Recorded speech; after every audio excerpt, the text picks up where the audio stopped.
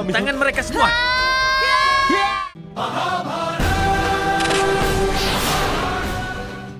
Di awal kisah, kita diperlihatkan di mana sudah 15 tahun sejak kelahiran Pandawa dan Kurawa. Pada saat itu, sedang berlangsung lomba memanah dengan menunggangi kereta masing-masing. Pangeran Karna juga ada di sana. Akan tetapi, ia bertugas sebagai kusir.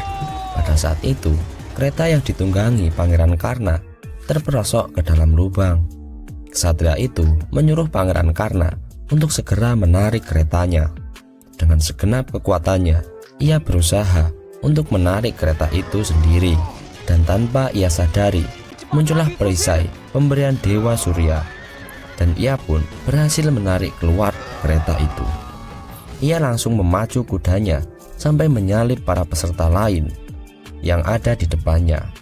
Setelah berada di depan, ksatria yang dibawa Pangeran Karna terjatuh. Secara spontan, ia langsung menggantikan ksatria itu. Ia mengambil busur panah yang ada di kereta itu dan mulai bersaing dengan para ksatria di Hastinapura. Dan tentu saja, dengan kemampuan Pangeran Karna, ia dapat memenangkan perlombaan itu. Melihat kemampuan dari Pangeran Karna membuat Bisma kagum dan bertanya-tanya kepada kusir kudanya, yaitu Adirata. Adirata menjawab bahwa anak itu adalah anaknya. Ia juga menjelaskan bahwa anaknya diberkati oleh Dewa Surya, yaitu perisai dan anting-anting yang Bisma lihat tadi. Dia putraku yang mulia. Kembali ke pertandingan. Setelah Pangeran Karna memenangkan lomba itu, tidak ada yang memberikan selamat, tetapi malah membuat para ksatria merasa marah karena anak dari seorang kusir tidak layak memegang anak panah. Para ksatria itu mulai mencabut pedangnya dan berniat akan menghabisi Pangeran Karna. Akan tetapi, tindakan itu dihentikan oleh Bisma. Bisma tidak marah kepada Pangeran Karna. Justru ia merasa malu karena para ksatrianya tidak dapat memenangkan perlombaan itu. Bisma menyuruh Pangeran Karna untuk naik ke atas panggung. Pangeran Karna sangat senang karena ia berharap Bisma akan mengangkatnya menjadi ksatria di kerajaan Hastinapura. Akan tetapi, bukannya diangkat menjadi ksatria, Pangeran Karna malah mendapat penghargaan menjadi kusir terbaik dan mendapatkan penghargaan 100 keping emas. Ambillah hadiah yang diberikan oleh Yang Mulia. Bisma pun pergi meninggalkan perlombaan itu.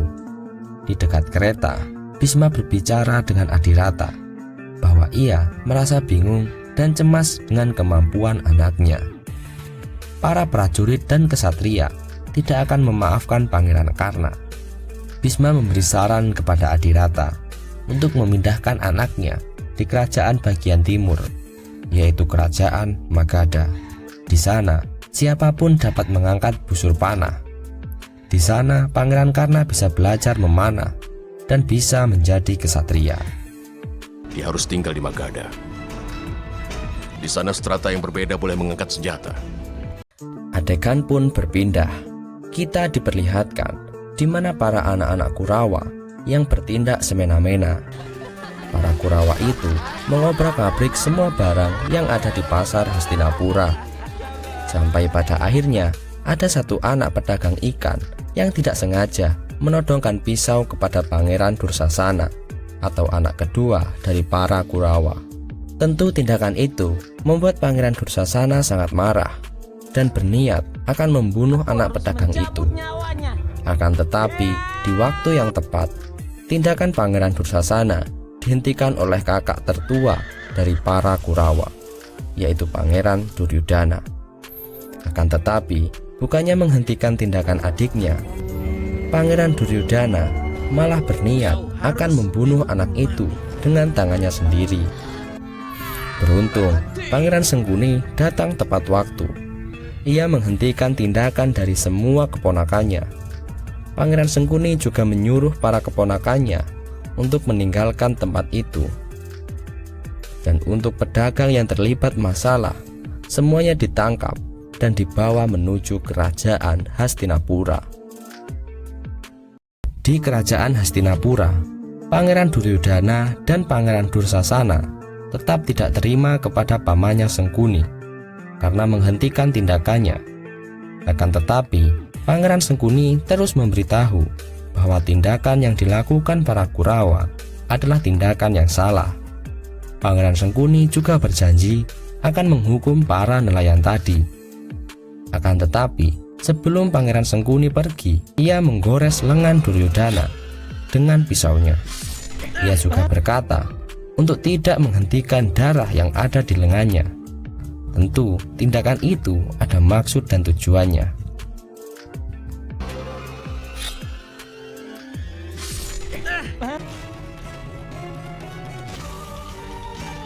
Adegan pun berpindah di kerajaan Hastinapura.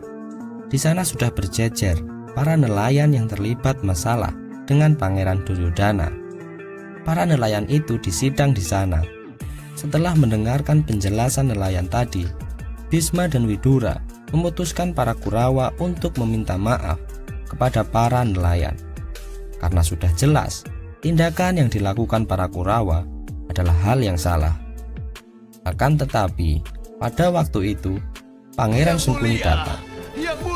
Dengan tergesa-gesa, ia memberitahu Raja Destarasta bahwa anaknya Duryodhana terluka dikarenakan pengeroyokan para nelayan itu.